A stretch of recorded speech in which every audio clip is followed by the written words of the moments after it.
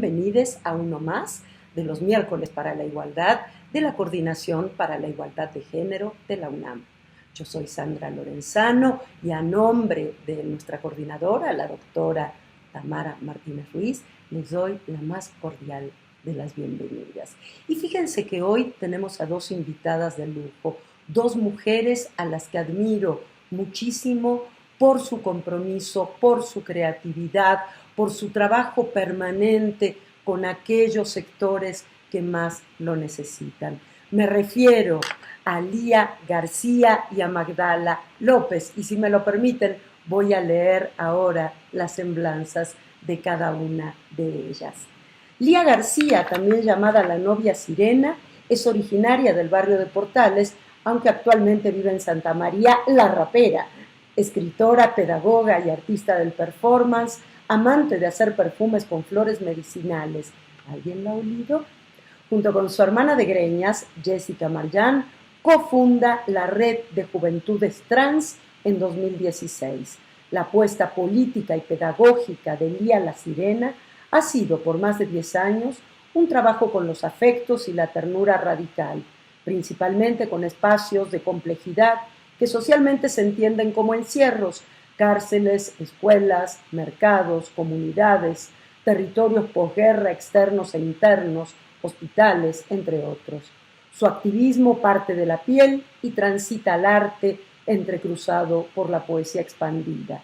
Ella detona una pedagogía intensa del amor que recupera el sentido afectivo de nuestros cuerpos y subjetividades, alejándose de procesos racionales y teóricos para emanar un proceso colectivo de justicia restaurativa que permita que los cuerpos trans sanen y materialicen todos los mundos y cuentos posibles que habitan sus sueños.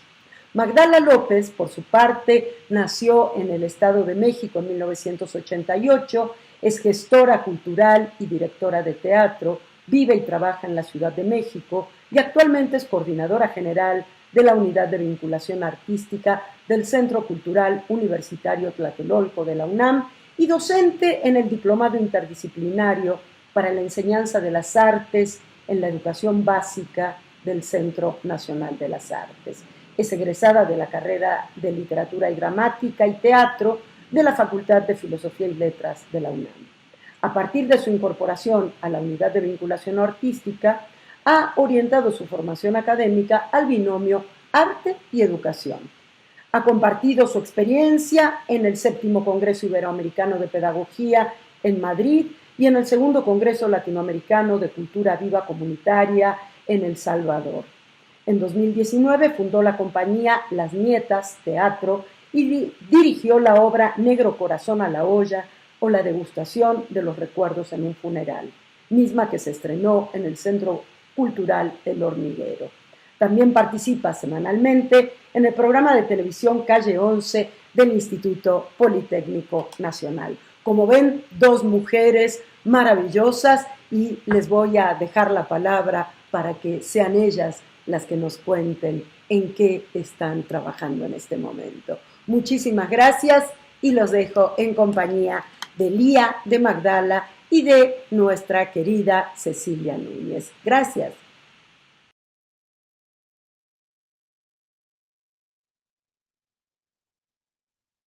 Hola, hola, ¿qué tal?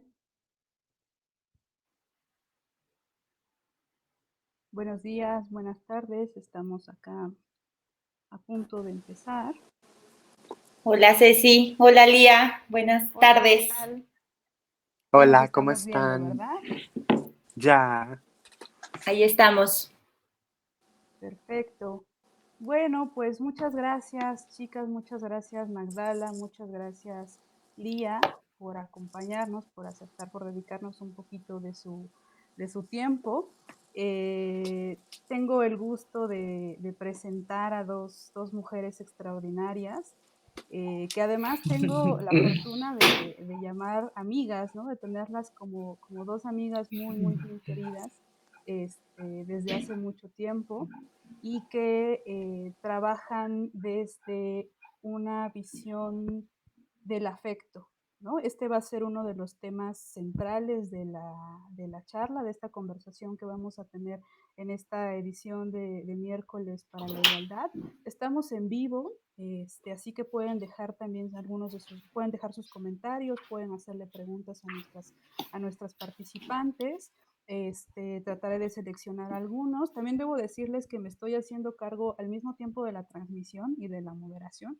Entonces, con toda la voluntad y las mejores ganas del mundo, pues nada, con lo que tenemos en casa, los recursos para que podamos tener este espacio de diálogo y de encuentro, ¿no?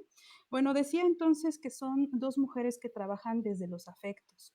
¿De qué hablamos cuando hablamos de afectos? Hablamos de las emociones, de las sensaciones, del ámbito de lo sensible, es decir, de aquellos aspectos que aparecen, que pertenecen a lo simbólico, ¿no? Es decir, que no siempre tienen una encarnadura material, ¿no? Que no siempre se pueden tocar, pero que están presentes en nuestros cuerpos, en nuestras subjetividades, en nuestras identidades, ¿no? Hablamos, por supuesto, de miedos, de odios, de deseos, de dudas. Todo esto pertenece al campo de lo afectivo. Y nos parecía muy importante también traerlo a la mesa, traerlo a la discusión, precisamente para poder pensarnos, ¿no? A veces cuando dejamos de lado estos temas, ya sea en el ámbito académico o ya sea en el ámbito personal, perdemos una posibilidad de pensarnos a nosotros mismos, ¿no? A poder, digamos, pensar nuestra realidad de otra forma, de otra forma distinta de ser, ¿no? Entonces creo que por ahí va mi primera pregunta, un poco para facilitar este diálogo, ¿no? Entre las tres, que podamos reflexionar juntas.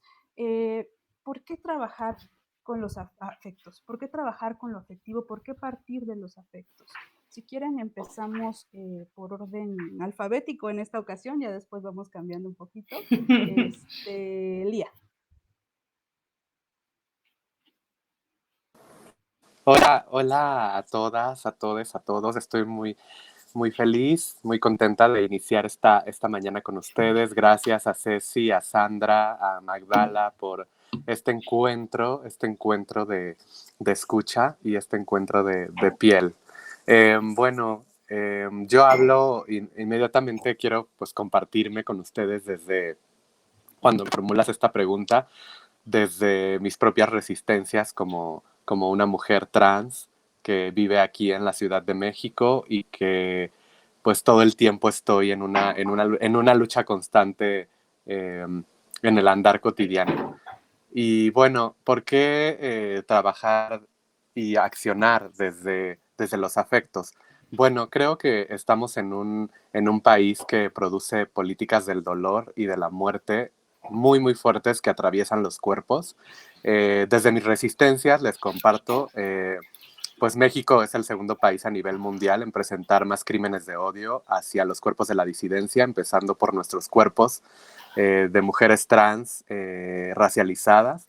Entonces, pues todo mi activismo ha sido a partir de, pues justamente de una acción política afectiva que tiene que ver con, sí, los sentimientos, las emociones, las sensaciones, el sentipensar y lo que más me interesa es puntualizar en el trabajo que yo he realizado desde la ternura radical, que ahorita pues les podré comentar un poquito qué es o qué significa esto de la ternura radical que últimamente vemos muy presente en los medios digitales, en las militancias políticas feministas, trans, queer.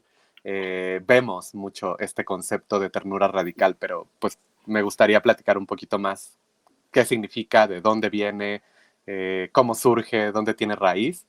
Pero sí, para responder tu pregunta y escuchar a Magdala, para mí, bueno, ¿por qué es importante? Porque si estamos en un país que produce estas políticas del dolor y de la muerte, entonces, pues al mismo tiempo lo que tejen esas políticas, pues es una pedagogía o unas pedagogías de la sobrevivencia. Y esas pedagogías de la sobrevivencia, pues son, por supuesto, pedagogías afectivas, porque pues en este territorio de la invisibilización, de la cancelación y de la tortura, lo que hacemos es que tejemos la resistencia. Es decir, la lucha política, por lo menos la lucha política feminista y la lucha política trans, la ha hecho el sentir. Es decir, no la ha hecho la teoría, la ha hecho el sentir.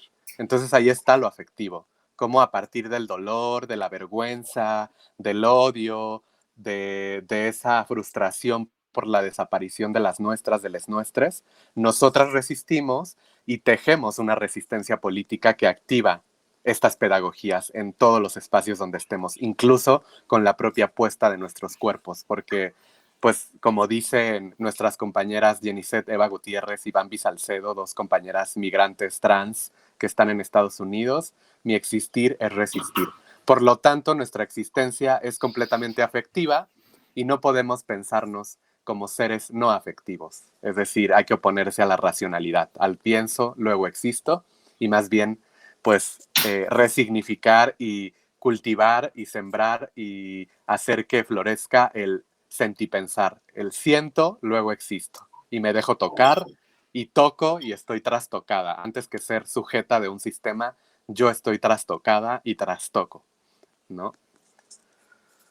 Buenísimo, Magdala.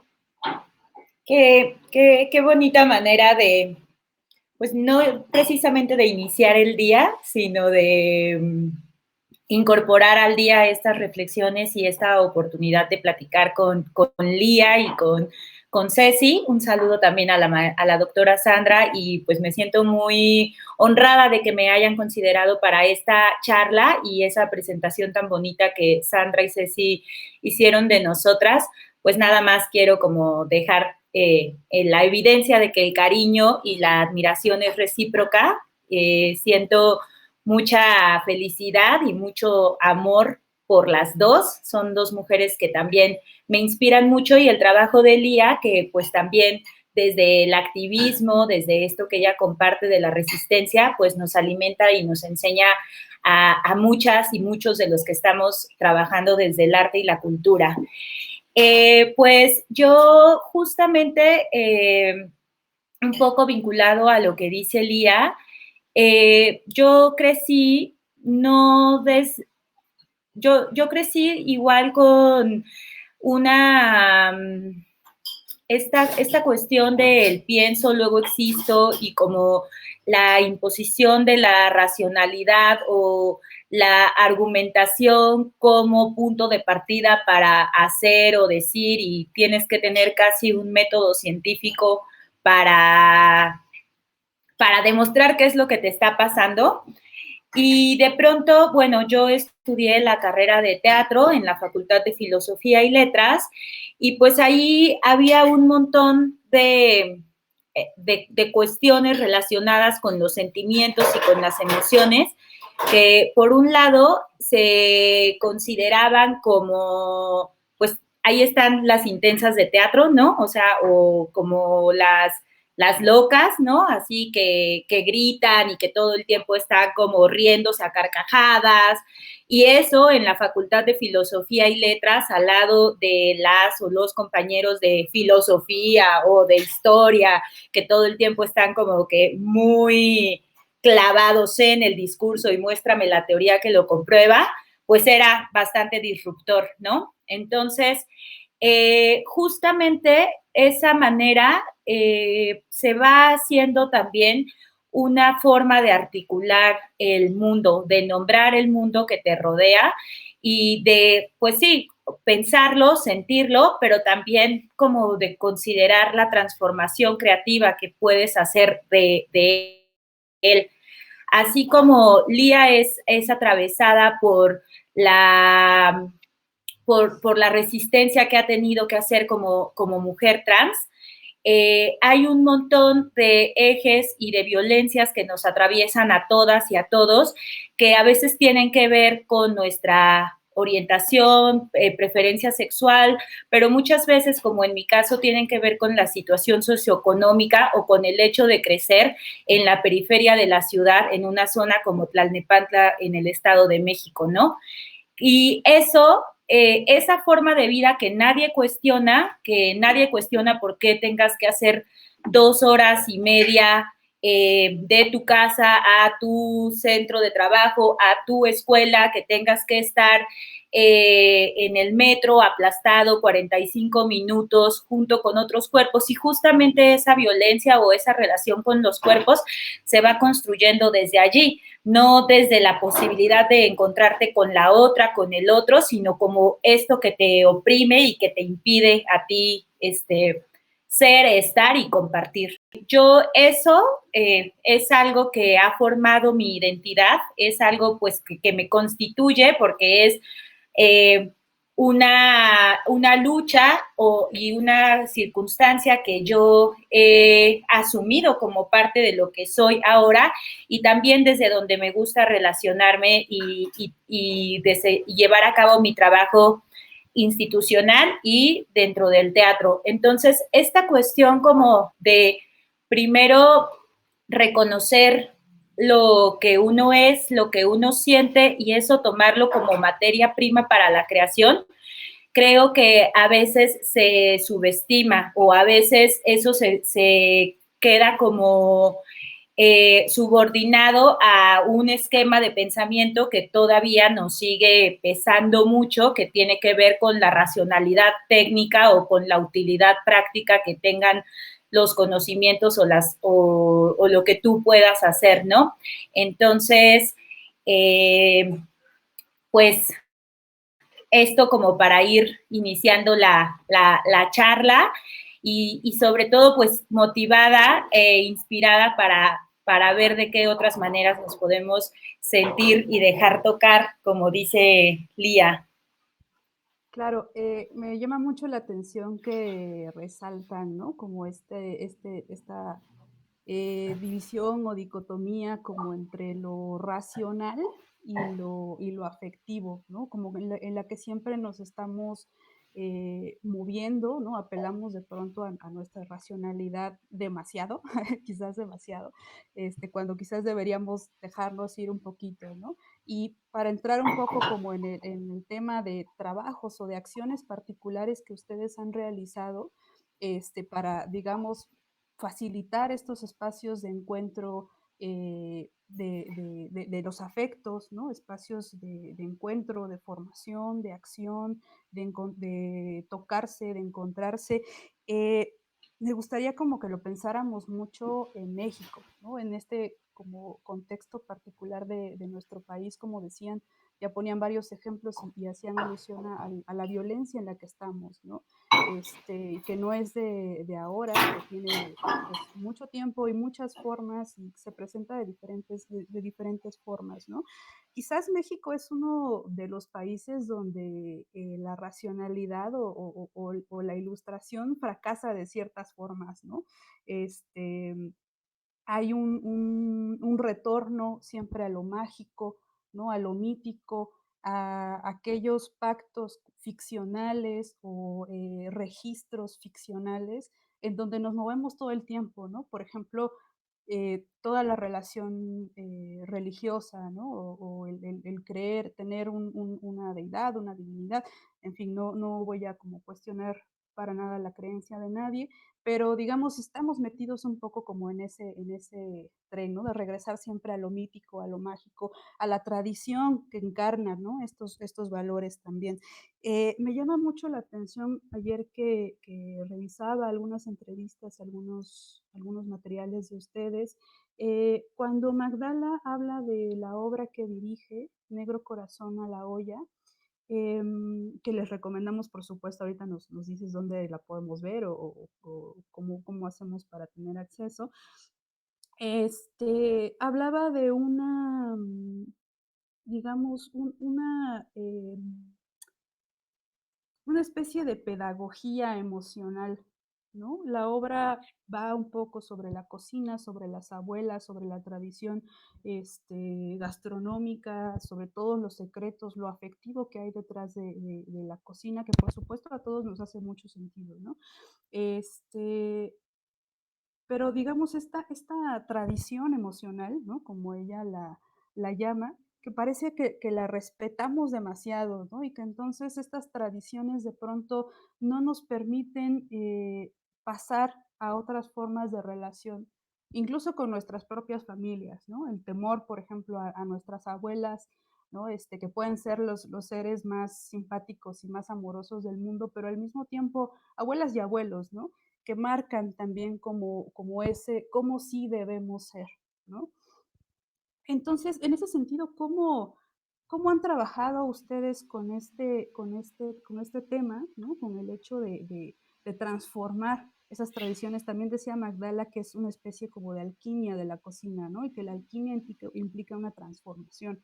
Por ahí me acordaba mucho también del performance de Lía, cuando invita a tomar el té, ¿no? Entonces, si por ahí pudieran abordar un poquito de estas estrategias que ustedes han empleado para trabajar estos temas. Pues, si quieres, comienzo, Lía, para ahora alternar el orden establecido. Sí. Bueno, esta obra Negro Corazón a la olla la construimos con compañeras de la facultad y mis amigas del alma, pensando primero que nada en nuestras relaciones afectivas, en cómo establecemos nosotras las relaciones, sobre todo de pareja, ¿no? Como que habíamos estado pensando que nuestras relaciones de pareja estaban como que se construían mucho desde el machismo y desde la violencia que el machismo representa. Y entonces nos pusimos a revisar de dónde habíamos nosotras aprendido a relacionarnos así. Entonces es un poco como rastrear en el árbol familiar, cómo, pues sí, rastrear en nuestro árbol genealógico cómo han sido las relaciones de pareja y, y, y revisar las herramientas que nosotras como mujeres en el 2019 tenemos diferentes a las de nuestras abuelas o, ajá. Entonces, cuando estuvimos como en esta revisión, nos dimos cuenta que la cocina era uno de los elementos que más nos vinculaban con nuestras abuelas.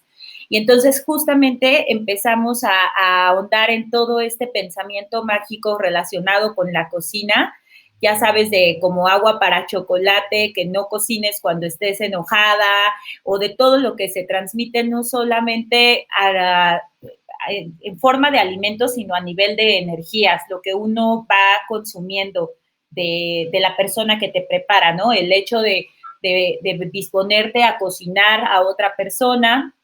Entonces, pues nosotras nos dimos cuenta que la relación con nuestras abuelas era, bueno, ellas como que son el pilar de nuestras familias, como yo creo que en buena parte de las familias mexicanas, y que siendo unas mujeres completamente poderosas, increíbles, mágicas, ¿no? Porque pues mi abuela todo lo resolvía con un té, o sea, mi abuela tenía un té para todo y era una forma como de relacionarse con la vida, pues no sé si muy sencillo, pero no tan complicado, ¿ves? O sea, y como que las abuelas representaban para nosotros esta cuestión de protección, de seguridad y al mismo tiempo fueron mujeres o son mujeres que el machismo las ha truncado en muchos de sus planes y de sus aspiraciones y estas versiones como del amor romántico, monógamo, católico, mamá, papá, un montón de hijos. Entonces, bueno, nosotras sin querer juzgar a nuestras abuelas como de, ay, qué mal lo hicieron, qué chafa, o sea, abuela, por favor, entiende la libertad afectiva, sino más bien reconociendo que ellas hacían lo mejor que podían con las condiciones y las herramientas que ellas tenían en sus tiempos y que nosotros como en esta revisión crítica y de revisar como la tradición emocional que teníamos, pues habían dos caminos, bueno, muchos caminos seguramente, pero retomar la parte que nos gusta de esta tradición, lo que nos hace bien, lo que nos fortalece y también cuestionar pues los modelos que nosotros no queremos seguir y sobre todo que no queremos transmitir a generaciones futuras, ¿no? Como hacer una ruptura del molde familiar.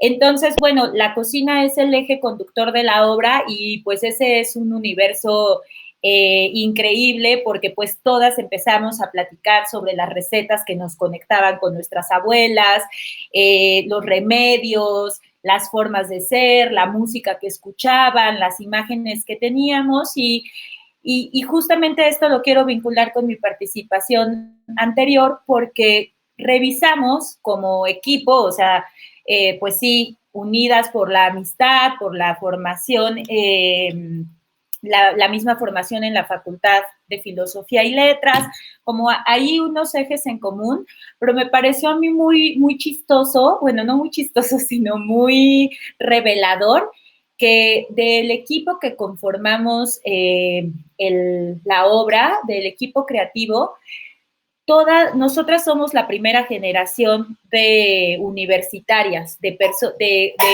mujeres que tienen acceso a la educación superior dentro de nuestras familias. Nuestras abuelas, las 4 abuelas de las 4 mujeres que participamos de la obra, las 3 actrices y yo como directora, son mujeres que llegaron de otros estados de la República a vivir en la Ciudad de México, a vivir como en zonas periféricas de la Ciudad de México y con unas cuestiones pues como muy complicadas a nivel socioeconómico y de acceso a la educación. Entonces, justamente regresando al tema de las violencias, pues parece que el tiempo avanza, pero hay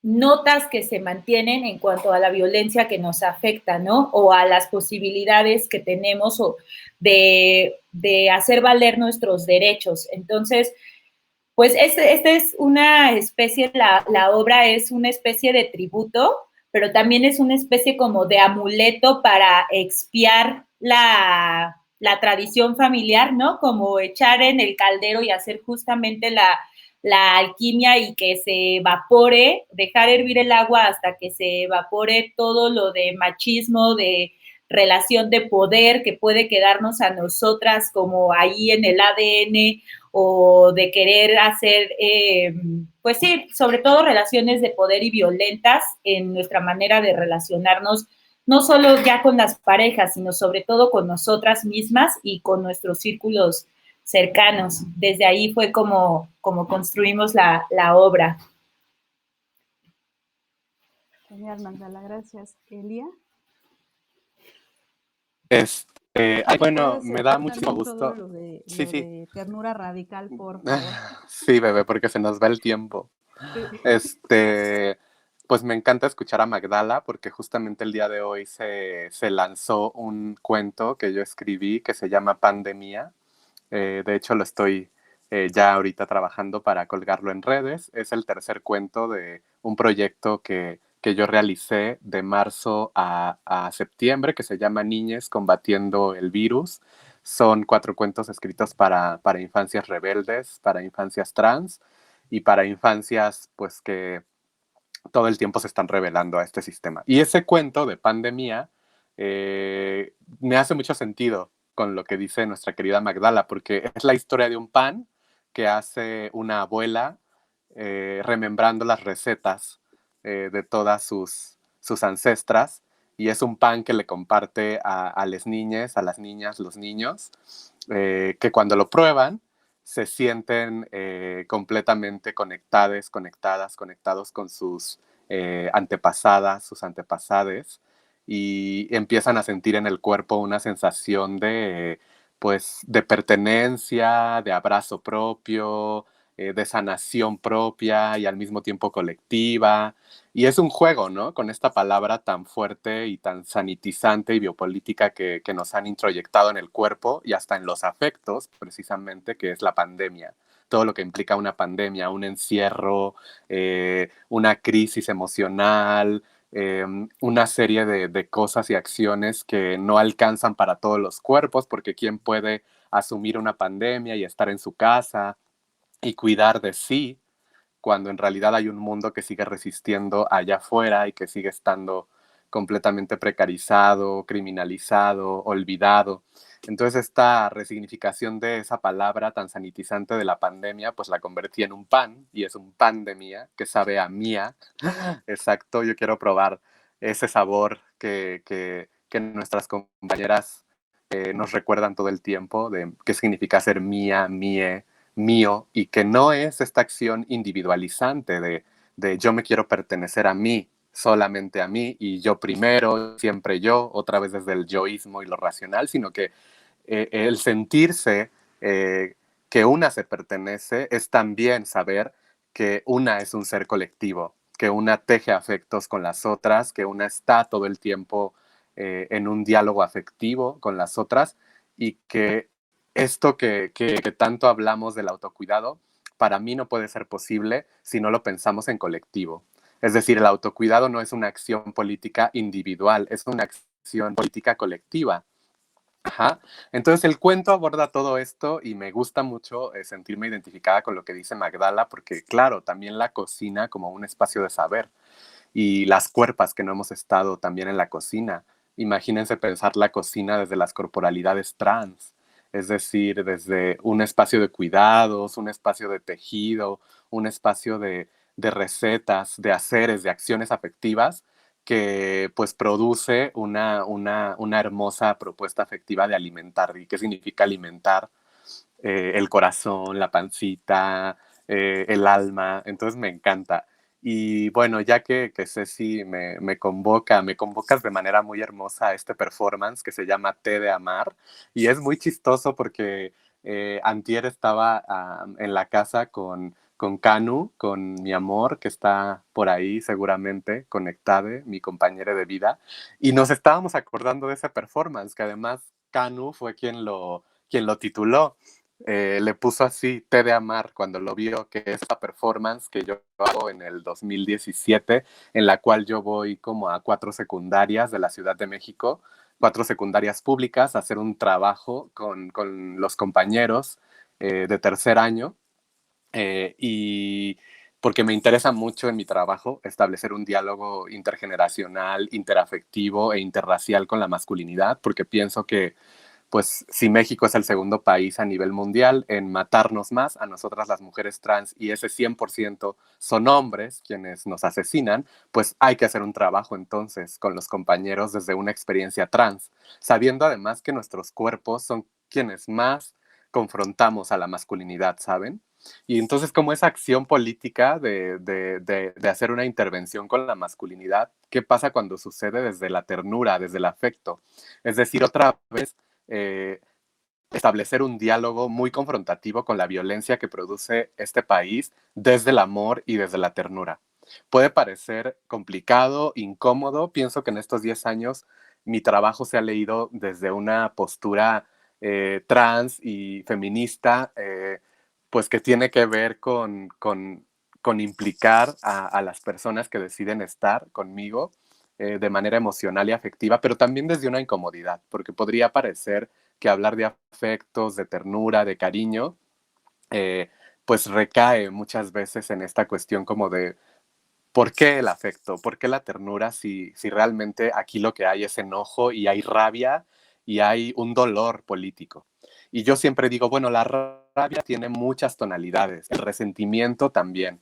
Y en mi caso, yo he sobrevivido también a todas estas políticas de la muerte que a mí me persiguen por mi identidad, por mi ancestralidad racial y por todas las opresiones que yo enfrento. Me ha perseguido esa rabia y ese resentimiento, pero el afecto, la ternura, las políticas del cariño, pues son también un tono de esa rabia y de ese resentimiento. Entonces, la ternura radical, que es ahora lo que vemos que está, pues sí, muy de moda y muy presente en las luchas políticas feministas, antirracistas, trans, y qué bueno, pues es una acción política, ¿ya? O sea, sí lo hemos estado tratando de escribir porque hay que dejar un testimonio teórico, hay que producir epistemologías del afecto, de la ternura, pero tenemos que decir que la ternura radical es una acción política de sobrevivencia, una acción que nos permite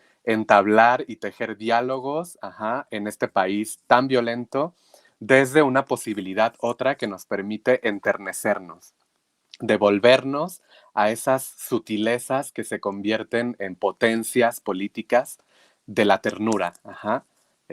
Y la ternura en su esplendor más esplendoroso, como lo que a mí me puede detonar, el que un bebé, como dice Rita Laura Segato en Contrapedagogías y Pedagogías de la Crueldad, ese momento en el que el bebé pide los brazos de su madre o de la figura que lo cuida y que lo protege los primeros meses de su vida. Entonces pide los brazos y llega un momento en el que hay que prohibirle a ese bebé los brazos porque no se puede acostumbrar a lo que significa sostener, a lo que significa acariciar y a lo que significa proteger.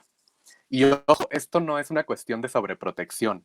Es decir, la ternura radical es una acción política que nos permite nuevamente colectivizar los afectos y la ternura y no pues clasificarla, jerarquizarla o encerrarla a un momento único de la vida o a una posibilidad que tiene que ver con incluso un binarismo que se plantea, pensando que la ternura, el afecto, los cuidados son un asunto femenino, porque claro, hemos sido las mujeres y las disidencias quienes hemos sostenido el mundo históricamente desde los cuidados, somos las cuidadoras, somos las que enternecemos, somos las dolientes, somos las llorantes, y no estoy hablando de un dolor católico, porque desde mi práctica política trans no me interesa hablar de lo católico, es decir, yo hablo de un dolor político, como dice Vilma Piedade, una compañera pensadora trans brasileña, afrodescendiente, y ella dice, bueno, es que la doloridad, ese es el concepto que ella trabaja, es lo que nos une a las mujeres que estamos atravesadas por opresiones de raza, de clase y de género. Es claro, es el dolor lo que nos une, lo que nos permite establecer un diálogo y sabernos unidas. Y ella se opone a la hermandad porque dice que la hermandad es algo católico, es algo que viene de corporalidades de la blanquitud, y entonces la doloridad es el dolor. Además ella habla desde un contexto político de Latinoamérica, que es Brasil, que es el primer lugar en matar a más mujeres trans, y ella dice cómo el dolor que producen estos territorios pues nos hace que tejamos una resistencia y que además nos pensemos como personas hermanas, más que aliadas. Y esto lo digo también porque últimamente nosotras, las mujeres trans, hemos tenido que enfrentar una lucha muy fuerte dentro del feminismo radical, que ha invisibilizado nuestra presencia, que se ha intensificado con lenguajes de odio que producen. Y entonces aquí es donde yo contrarresto todo este discurso radical que nos dice a las mujeres trans que no somos lo que estamos diciendo y que no podemos ser sujetas del feminismo, pues que el afecto y la ternura es lo que contrarresta esto, porque el dolor es lo que nos hace incluso ver que la categoría de mujer es una invención colonial, donde los cuerpos que entran en esa categoría de mujer esencial y natural, pues son corporalidades blancas, que están pensadas en una estructura corporal binaria, y que no están en un contacto directo con su ancestralidad. Y las corporalidades trans somos ancestrales, hemos existido siempre, siempre hemos existido. El problema es que la colonialidad viene a invisibilizar nuestras vidas, pero las personas trans siempre hemos estado en el mundo. Entonces, esta acción política de ternura radical, esto es importante decirlo, también viene de nuestras resistencias trans. Fue en el año de 2011 cuando Joy Jandet, yo, Daniel Coleman, estábamos ya pensando en una política de la ternura, en esta posibilidad de enternecer, de devolvernos a esa infancia, a esa adolescencia donde nos fueron negadas una serie de cosas tremendas y poder enternecer, poder sentir esas lágrimas que vienen por la alegría, ¿saben? O sea, yo lloro mucho a veces y digo, es que no sé por qué estoy llorando. Y luego me devuelvo a mí misma y digo, estoy llorando porque me estoy dando cuenta que estoy viva y que puedo hacer contranarrativas de mi propia infancia, de mi propia adolescencia, donde viví tanta violencia, ahora, en el aquí y ahora, independientemente de la edad que tenga, yo puedo volver a sentirme esa bebé, esa joven, esa niña de secundaria que yo quería ser y hacerlo realidad y hablar con esa yo que fui en la infancia, esa yo que fui en la juventud, y decirme todo lo que quise decirme en ese momento y no pude, y entonces me doy cuenta que cuando hago ese ejercicio lloro, y entonces me doy cuenta que es un llanto por la felicidad que me da enternecer, poder tejer una justicia propia, porque la justicia hay que entenderla de manera interseccional, es decir, la justicia no solo es lo que le pedimos al Estado y que sabemos que no nos va a dar, por eso la justicia la tejemos en colectivo, desde los afectos, sino que también la justicia hay que entenderla como un acto en el cual con nuestras hermanas, con nuestras amigas, con nuestras abuelas, con nuestras madres y con las personas que nos acompañan en la vida, tejemos esa justicia propia, de la historia propia. Cuando yo miro a la otra a los ojos y le digo, vamos a tu propia historia y sanemos tu propia historia, sanemos la mía juntas, encontremos un espacio de sanación y ahí está también la justicia. Es decir, todos estos actos, el hecho de que yo volviera a las secundarias con un juego de té en las manos e hiciera una invitación a los compañeros para jugar al juego del té y al mismo tiempo que jugábamos al juego de té, yo tuviera el uniforme de secundaria que yo siempre quise tener y estableciera este diálogo sobre qué significa ser hombre, por qué los hombres nos matan a las mujeres trans, por qué la masculinidad está tan relacionada con la fuerza y con el escarnio y no con la ternura, qué significa la ternura pensada desde una masculinidad, al mismo tiempo que estábamos teniendo este juego tan tierno de las tacitas de té, de tú sirve el té, yo le decía a un compañero que se llama Javier, tú sirve el té, y le decía a Luis, y tú pon las tacitas en la mesa, y juntémonos para tener este diálogo, además tan impensable, ¿saben? Porque para mí es una posibilidad que agrieta el sistema, o sea, ¿qué implicaciones tiene que una morra trans haga este performance afectivo y de la ternura con un grupo de hombres que están en este momento de la juventud, que sus cuerpos también están cambiando, que sus subjetividades están cambiando y están en una tensión con lo femenino, ahí en la escuela? Es decir, ¿cómo hay que agrietar el sistema? Y quiero hablar también de que esto es una propuesta de infiltración. Es decir, yo he llegado a estas secundarias gracias a muchas amigas como Mayra Ángel, Diana Bruja, que está por ahí, que me han invitado, ¿no? Que me han dicho, Lía, ven y quiero que hagas esta performance pedagógica del afecto y yo te invito y yo me chuto todo el problema con las autoridades que seguramente les va a parecer muy desbordado, pero que es tan necesario que estén aquí las mujeres trans, con la juventud, hablando de qué significa, de qué implicaciones tiene, de cómo podemos resignificar, la manera en la que los hombres se han relacionado con nuestros cuerpos, desde la seducción, desde el morbo y desde la pulsión de muerte. Y a mí siempre me preguntan, es que, ¿cómo es tu método? ¿Cómo le hace Lía García para que esto funcione, para que la escuchen? Y llegué a la conclusión de que es un trabajo energético y muy espiritual, es decir, activar el mundo y accionar el mundo, y yo creo que coincido con Magdala desde los afectos y los cuidados. Es una propuesta de sobrevivencia en este mundo que produce muerte, pero que requiere un trabajo espiritual y un trabajo energético muy fuerte, porque es un accionar de alto riesgo.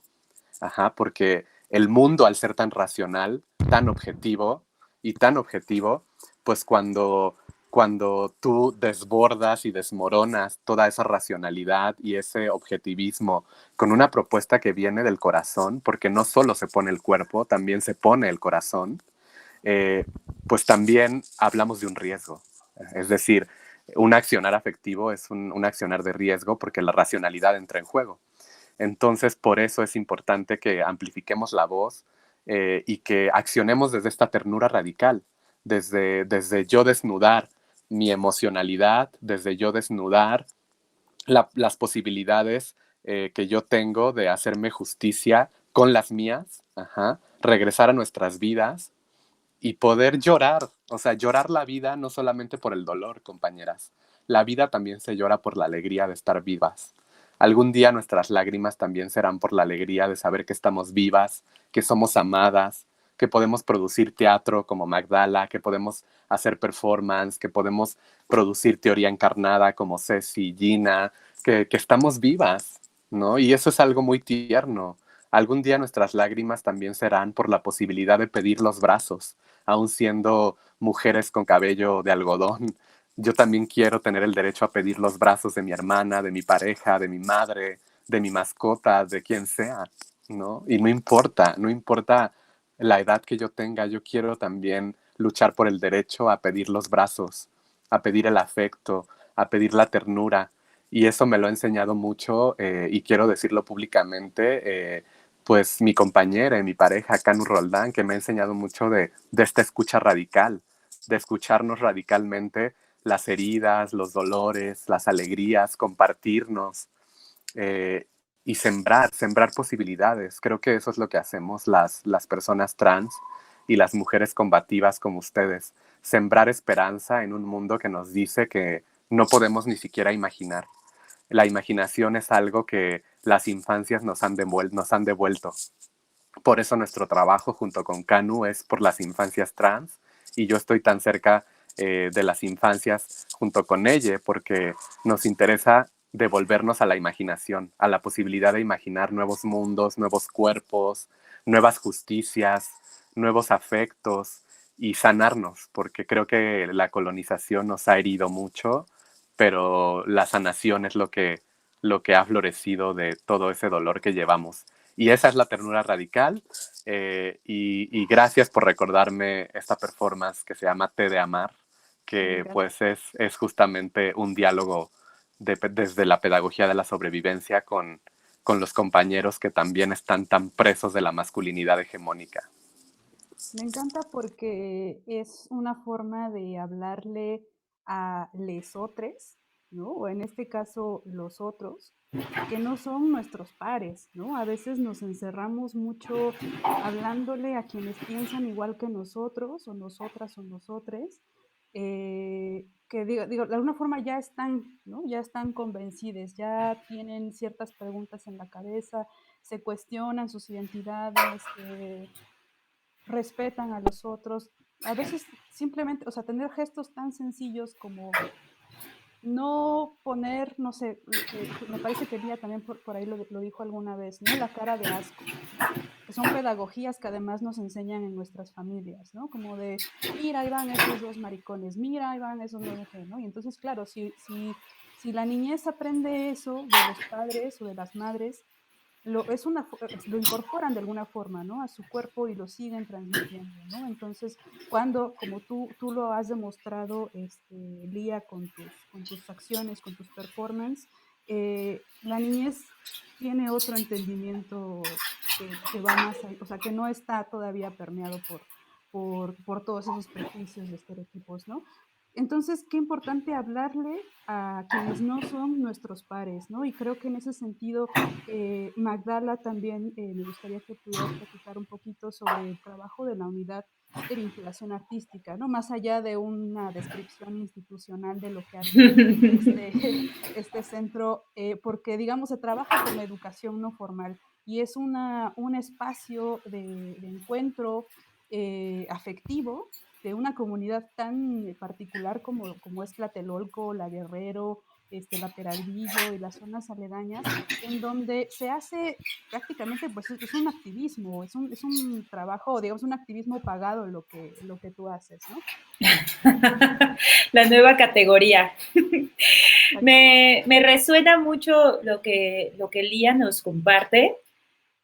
Pienso solamente una idea previa antes de platicarles sobre la uva, que justamente retomando a Rita Segato, en esta pedagogía de la crueldad y justamente cómo el mandato de la masculinidad nos tiene a todas y a todos y a todes contra las cuerdas. O sea, me parece súper importante el trabajo que Lía nos comparte, pero importante en el sentido de vital, justamente de supervivencia, de poder establecer este vínculo con estos cuerpos de adolescentes en secundaria que están allí en ese momento de autoconocimiento, de autorreferenciación y de pronto decir, cuestiona si tu cuerpo de manera instintiva te pide la violencia o la violencia la construyes a partir del entorno, ¿no? De demostrar que eres el más machín de la secundaria. Entonces,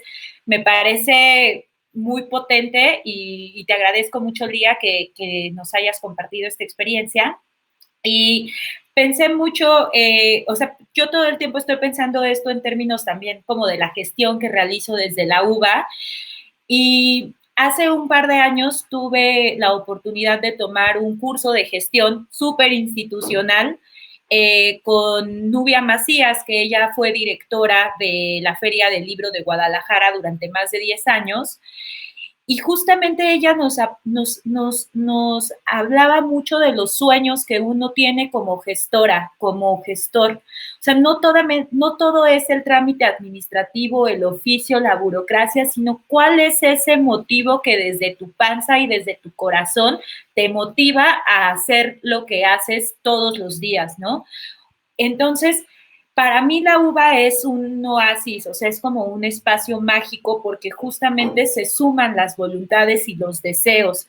Y en todo en este atrevernos a relacionarnos de una manera extraordinaria, que no tiene que ver con la violencia, sino que tiene que ver con el afecto, el cuidado y la noción de comunidad. Una comunidad constructiva, una comunidad solidaria y una comunidad afectiva, una comunidad, como dice Lía, que representa esos brazos en los cuales tú te puedes acurrucar y ellos te pueden acompañar en los momentos en los que tú necesites hacer pausa o no. O sea, pero saber que hay allí unos brazos extendidos a los cuales tú puedes apelar para no solamente la construcción de un proceso creativo, sino en otras áreas y en tu día a día. Entonces, desde allí es desde donde organizamos el trabajo de la UBA. Ya luego hay que ponerle forma institucional y es ahí como el desafío, pero es algo que disfruto muchísimo, que justamente es todo el tiempo imaginarnos el contraproceso, o sea, todo el tiempo imaginarnos la posibilidad de crear un vocabulario y un lenguaje y una forma de relacionarnos que no tenga que ver con el poder y con la violencia, o sea, que no tenga que ver una relación con la institución desde el deber ser y lo que debes de hacer y cómo debes de comportarte y entonces la directora y los castigos y el prefecto, sino justamente desde las ganas de estar ahí, desde el deseo de estar ahí y de compartir y dejarse compartir. Entonces, es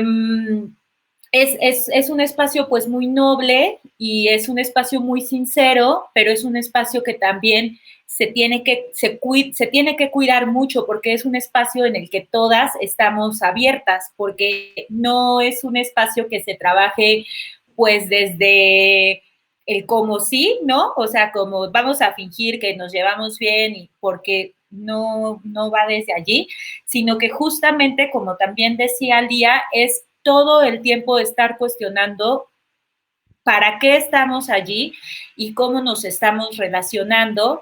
Y ahora, por ejemplo, en estos momentos de distanciamiento o de encuentro virtual o esta cosa tan compleja, un capítulo de Black Mirror que yo nunca me hubiera imaginado en el que estamos atravesados, es lo que hemos encontrado, esa red de apoyo, esos brazos y esa presencia que el arte además lo permite, porque como todos estamos en esta disposición lúdica, que también tiene que ver mucho con los procesos de iniciación en las artes, no solamente en las infancias, sino de iniciación, porque trabajamos con muchas personas que a los 65 años están viviendo sus primeras experiencias como sus primeras experiencias en un taller artístico o en un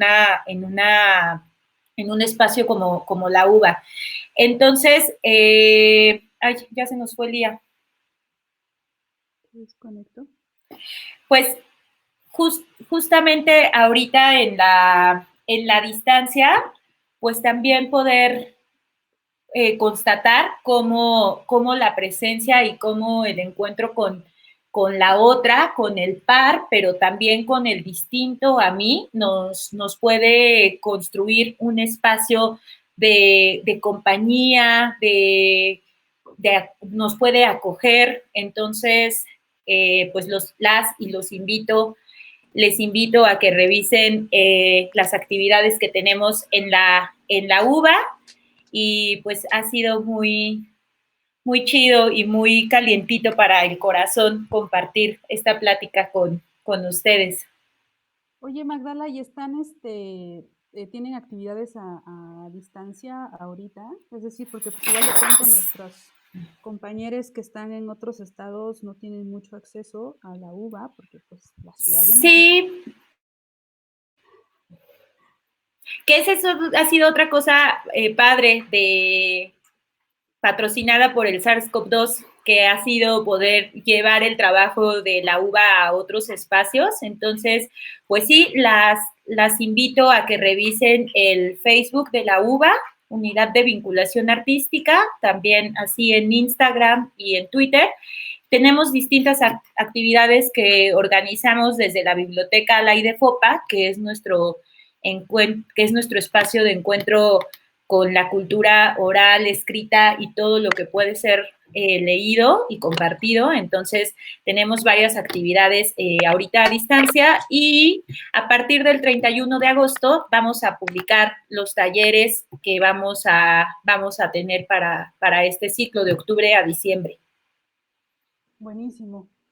Oigan, y ya para ir cerrando, que nos quedan 5 minutos,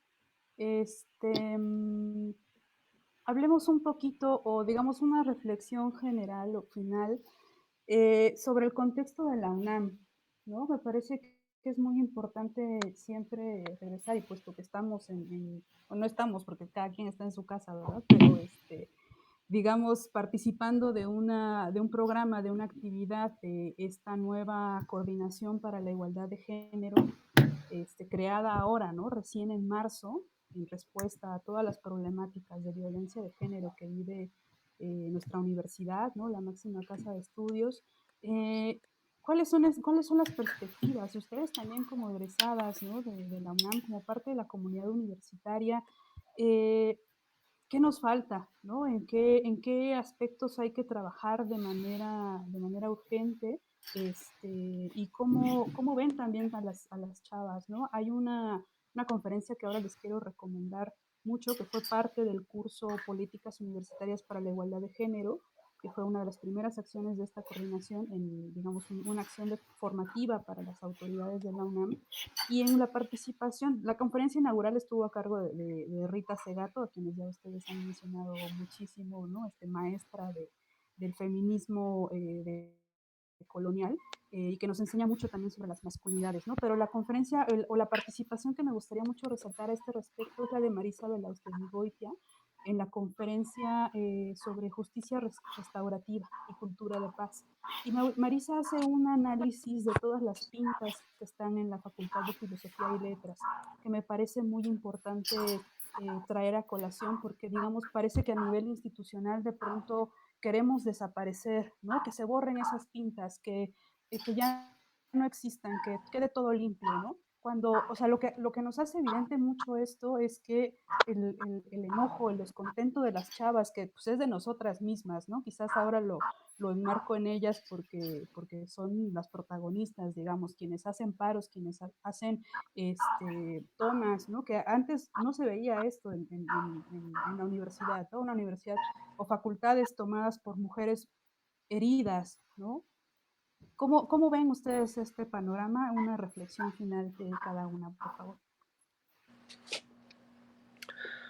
Bueno, pues creo que la pregunta es bastante pertinente porque pues yo creo que también las luchas que hacemos las compañeras trans que decidimos entrar a la universidad sabiendo que pues es difícil, quienes hemos podido entrar pues hemos tenido que luchar mucho eh, para poder pues estar dentro del sistema educativo. Y bueno, a mí fíjate que lo que inmediatamente me llega a mi sentir, antes que a mi pensar cuando me haces la pregunta, primero es pensar en por qué no hacer que dentro de la universidad exista un programa de formación pedagógica para todo el personal administrativo de la UNAM, incluso para los profesores, porque creo que eso hace falta. Creo que yo en algunos procesos que he tenido al interior de la universidad, como por ejemplo la homologación de todos mis documentos, y que me he tenido que sumergir en un proceso burocrático bastante cansado, que emocionalmente me implica muchas cosas, porque la burocracia hay que pensarla también desde lo afectivo, y en este país la burocracia y todo el tema de los trámites, pues nos implica emocionalmente. Entonces, un proceso tal como un cambio eh, y una actualización de papeles dentro de una institución de una persona trans, pues implica más. Es decir, aquí en México, desde el 2015 tenemos la ley de identidad de género. En el 2015, 5 de febrero de 2015, pues se reforma eh, este artículo, el 135 bis, y en este artículo, pues bueno, finalmente se despatologiza la identidad de las personas trans y entonces hacemos transitar lo que antes era la demanda al juez de lo familiar en el registro civil para que nos pudiera hacer el cambio legal en nuestra acta primigenia. Transitamos al trámite administrativo, es decir, hoy, desde el 2015 en la Ciudad de México y en otros 6 estados, pues ya podemos hacer un cambio, las personas trans, un reconocimiento. Ajá, en nuestros papeles, un trámite administrativo ante las oficinas del registro civil. Pero nosotras, después de hacer ese cambio, tenemos que hacer un proceso de homologación, de actualizar todos los papeles que pues nos constituyen como sujetas. Y en este caso, pues yo tuve que hacer un proceso de homologación en la universidad, al interior, de mis títulos, de mis certificados, de mis historiales, darme de alta en los sistemas internos de la UNAM. Y eso pues fue un proceso largo que no ha terminado, todavía sigue, porque desafortunadamente pues no existen proyectos pedagógicos de formación para personal administrativo con perspectiva de género que les puedan informar. Es decir, estamos hablando de una ley de identidad de género. La UNAM, a mi parecer, tiene que saber que en este país hay una ley que reconoce a las personas trans y homologar todos esos mecanismos a un proceso interno dentro de la universidad para dar accesos a otras personas trans que quieran estudiar, para dar accesos que no impliquen tanto emocionalmente un proceso de homologación. Es decir, las personas trans tenemos siempre que, el tiempo para nosotras es diferente, tenemos que esperar todo el tiempo y esperar siempre, ¿no? Como, bueno, espérame a que yo primero investigue si esto es cierto y luego regresa y yo te digo cómo va el proceso. Ah, y bueno, vuelve a regresar porque en realidad es que no sabemos cómo se hace esto, tal. O sea, claro que ha habido un avance desde el 2015 para acá, o sea, obvio, no vamos a decir que no, pero siento que todavía el tema del tiempo pues sigue impactando. Y el tema de la formación, a mí me parece que la UNAM, teniendo, bueno, instituciones como el CEIJ, el CEICH, ustedes como este Departamento de Igualdad, y tantas y tantos y tantos estudiantes que hemos tejido y producido proyectos de intervención, de impacto social con temas feministas y de género, pues que es tiempo de hacer un proyecto serio de intervención pedagógica para personal al interior de la UNAM y para compañeras, compañeros, alumnos, maestros, que todo el tiempo se quieran actualizar en qué está pasando con la realidad. Es decir, porque a mí me interesa que la universidad pues se refleje con lo que pasa afuera de la universidad. Por eso las compañeras han puntualizado de manera completamente afectiva, porque para mí la toma de las compañeras de las facultades, pues no es más que nuevamente una acción afectiva, algo que estaba produciendo el dolor, la invisibilización, la cancelación y el acoso que tenemos que enfrentar en todos los espacios y por eso ni siquiera es como una toma, sino nuevamente el reclamo, como les decía yo, a los brazos.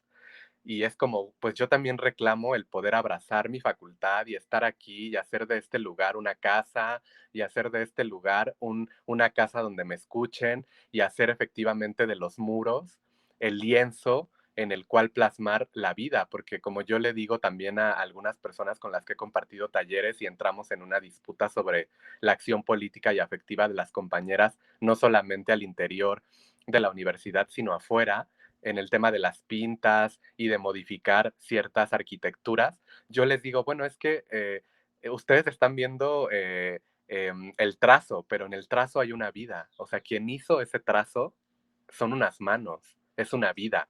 Y atrás de eso hay un dolor que quien está haciendo una crítica de manera tan machista en la mayoría de los casos, pues no está viendo desde ese sentir, sino desde una cuestión racional, para entender la rabia únicamente como sinónimo de destrucción.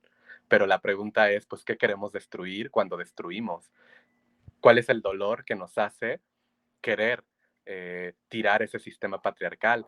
Y un trazo en una pinta, yo que soy poeta, igual que Magdala, que está metida en el tema de la escritura afectiva, pues sabemos que también la escritura es cuerpo. Ajá. Y que la escritura es una traducción de una subjetividad que nos habita. Entonces, pues sí, o sea, es muy fácil ver el rayón y decir, ay, es que, ¿por qué rayan y por qué hacen esto tan violento? Bueno, yo también en mi propia habitación tengo mis paredes y mis ventanas rayadas porque pues necesito plasmar mi dolor en un lugar y detrás de un trazo hay una vida que está resistiendo y hay un dolor político que seguramente si lo vemos de manera profunda nos vamos a identificar. Y a mí me encanta, yo sí lo celebro y lo digo abiertamente sin temor, celebro esta acción política afectiva de mis hermanas, aliadas y compañeras que han luchado junto conmigo desde mi trinchera por el derecho a este abrazo colectivo, incluso hasta de abrazar los lugares que nos han sido despojados y que la universidad también sea un espacio donde nuestras voces sean reconocidas, sean amplificadas y sean completamente voces que tienen este derecho a la denuncia en todas sus manifestaciones, desde la poesía, desde el teatro, desde el performance, desde todo, ¿no? Entonces, pues eso me alegra y ojalá que todas las personas trans que estamos dentro de la universidad, porque ya somos muchas las que estamos dentro de la universidad, pues también tejamos alianzas para contenernos, para apoyarnos en esos procesos de homologación, hacer redes de seguridad ante una situación de discriminación, de acoso,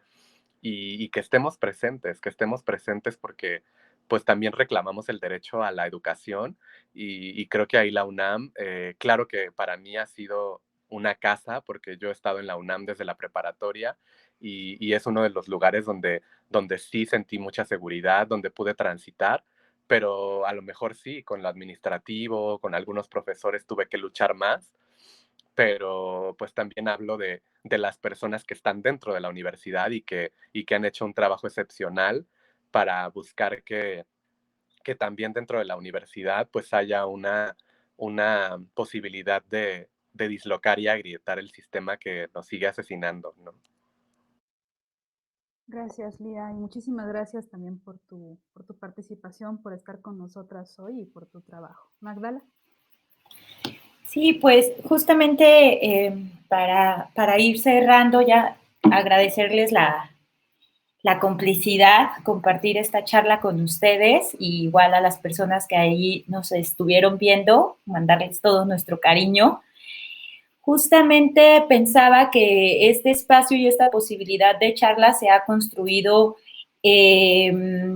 gracias a la lucha y a la resistencia de las compañeras, ¿no? O sea, el momento en el que la universidad dijo, necesitamos volver política institucional y gestión administrativa, todas las cuestiones relacionadas con el género, con la violencia de género que sufre la universidad, creo que es un paso muy importante porque, como decía Lía, pues están los consejos, los seminarios, las escuelas, el centro de estudios, un montón de actividades académicas que en algún momento tienen que bajar y tienen que aterrizarse en política institucional y en formas de proceder dentro para todas las personas que formamos parte de la universidad, ¿no? Se tiene que volver no solamente justo regresando a esta dicotomía entre la teoría y la práctica, o sea, que es algo que demandaban las compañeras.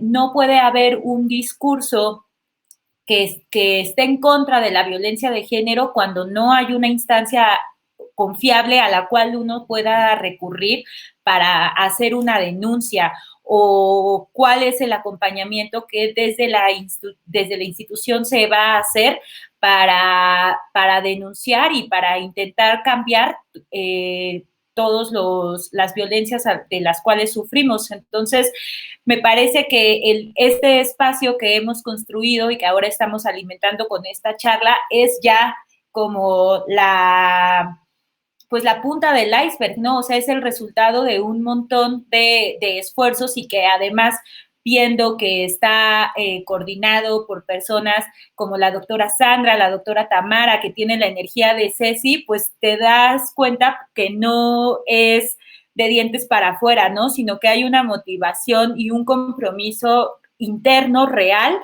que acompaña todas las acciones. Entonces, creo que a veces es muy desesperante, o sea, como yo trabajando dentro de la universidad, a veces es fácil perder la esperanza porque parece un elefante así gigantesco que se resiste a mover, pero que justamente, como también decía Lía, no nos falten las formas creativas de expresarnos y hacernos dueñas de estos espacios que nos pertenecen y que justamente el acompañamiento y el abrazo que nos podemos procurar las unas a las otras nos den el cobijo y nos den la esperanza para continuar, porque pues hace falta todavía mucho, pero pues allí vamos. Entonces, me siento muy, muy afortunada como de compartir esta complicidad con ustedes. Buenísimo, muchísimas gracias Magdala, muchísimas gracias Lía.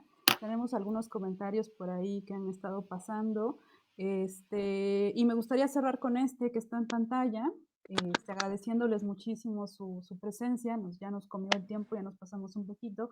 A nombre de la doctora Tamara Martínez, de nuestra coordinadora, la coordinadora para la igualdad de género, muchísimas gracias.